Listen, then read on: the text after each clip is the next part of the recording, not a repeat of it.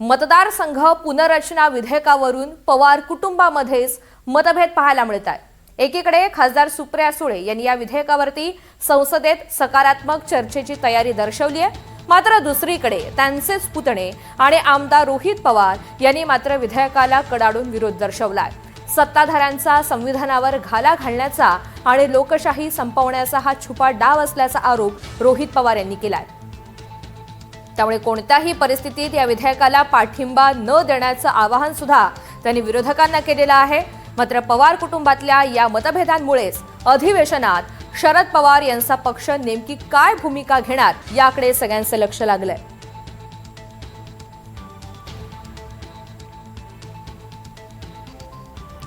आणि या सगळ्या संदर्भात अधिकची माहिती जाणून घ्या सागर कुलकर्णी आपल्या सोबत आहे। सागर, एकंदरीतच मतदारसंघ पुनर्रचना या विधेयकावरून पवार कुटुंबामध्ये दोन मतभेद आपल्याला पाहायला मिळतात, मात्र एकंदरीतच जेव्हा पक्षाचा निर्णय घेण्याची वेळ येईल तेव्हा हा प्रश्न कसा सोडवला जाईल? लोकसभेमध्ये मतदारसंघ पुनर्रचनेच्या संदर्भातलं विधेयक आणलं जाणार आहे आणि या विधेयकाला काही सकारात्मक भूमिकेत सुप्रिया सुळे पाहत आहेत, मात्र त्यांच्याच परिवारातले रोहित पवार हे मात्र विरोध करताना दिसून येत आहेत। यावरनं जवळपास स्पष्ट दिसून येतं की नेमक्या याच मुद्द्यावरून पवार परिवारामध्ये मतभेद आहेत ते उघड होताना दिसत आहेत। वास्तविकतेत एका बाजूला जर सुप्रिया सुळे यांनी प्रत्यक्ष अप्रत्यक्षरित्या या विधेयकाला समर्थन केलं तर त्यांचे जे खासदारांची संख्या आहे ती महत्त्वाची मानली जाते आणि जर अशा स्वरूपाची भूमिका आत्ताच्या काळामध्ये घेतली गेली तर अर्थात सुप्रिया सुळे यांची वाटचाल एनडीएच्या दिशेने राहील असं एक अंदाज वर्तवला जातो आहे। अर्थात याला जाहीररित्या मात्र रोहित पवार विरोध करताना दिसत आहेत। यामुळे भविष्यामध्ये जर सुप्रिया सुळे या एनडीएमध्ये दिसल्या तर रोहित पवार हे स्वतःची स्वतंत्र वेगळी चूल मांडताना दिसतील असं म्हटलं जातं। रोहित पवार हे एक त्यांच्या मागे फक्त आत्ता अवघे जर पाहिले तर सध्या जे 10 आमदार आहेत त्यातले 2 आमदार त्यांच्या पाठीशी असल्याची आधी चर्चा होती। त्यामध्ये प्रामुख्याने सांगलीमधील आर पाटील यांचे चिरंजीव रोहित पाटील आहेत आणि दुसरी बीडमधील संदीप क्षीरसागर आहेत। मात्र रोहित पाटील यांनी सुद्धा काही अप्रत्यक्षरित्या काही वेगळे संकेत दिलेले आहेत। त्यामुळे फक्त संदीप क्षीरसागर आणि रोहित पवार हे 2च आमदार वेगळी भूमिका घेतील असं एक शक्यता वर्तवली जाते।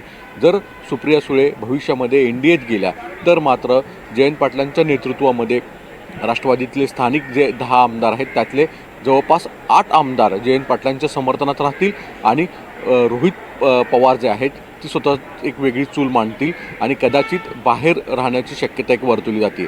त्याचाच भाग म्हणून की काय रोहित पवारांची जी ट्विटवरनं जी प्रतिक्रिया आहे ती दिसून येते। सुप्रिया सुळे ज्या भूमिका घेत आहेत त्याला थेट विरोध करत आत्ता ही वेळ आहे संघर्षाची अशा स्वरूपाची भूमिका दिसून येते। रोहित पवार हे वेगळं स्वतःची स्वतंत्र भूमिका घेतील आणि पक्ष संघटनात्मक राजकीय स्वतःची वेगळी चूल मांडतील की काय असा एक अंदाज वर्तवला जातो आहे।